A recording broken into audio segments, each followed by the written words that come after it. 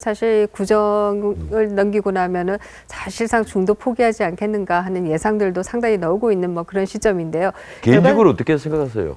저도 뭐 그쪽이 조금 가까울 가능성이 있다 이렇게 보입니다. 예. 이유는 이렇습니다. 사실 반기문 총장이 오셔서 뭐 여러 가지 논란이 이런 부분 중에는 본인이 굉장히 억울한 부분들이 굉장히 많을 것입니다. 그런데 가장 중요한 문제는 뭐냐라고 하면 시대 지체가 있다, 타임렉이 있다라고 하는 게 가장 큰 문제가 아닌가 하는 생각이 들고요.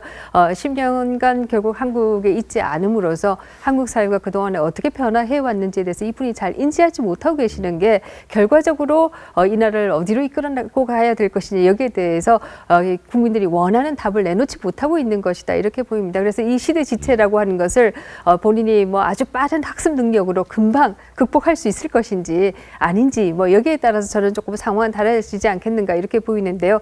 그런데 역시 쉽지는 않을 것 같다라고 하는 예상입니다. 예.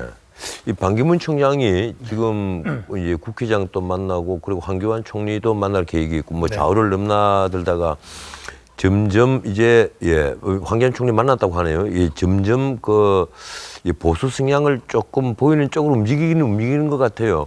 그 정체성을 우선 어떻게 보고 반 총장이 어떻게 될 것 같습니까?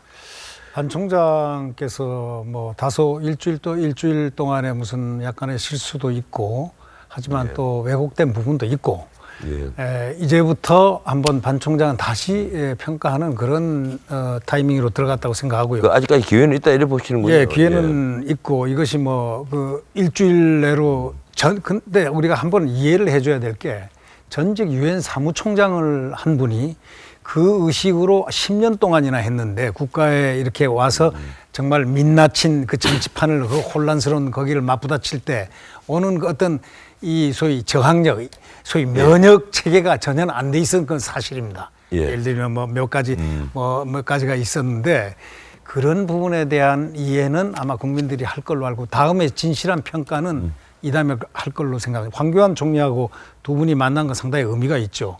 왜냐하면 국정 지금 저희들이 고난도에 지금 외교 문제에 봉착해 있지 않습니까? 북핵을 필두로 해서 틀림없이 유엔 사무총장으로서의 여러 가지 조언이라든가 서로 국정 안보에 대한 그런 부분에 아마 대화가 있을 것이다. 생각합니다.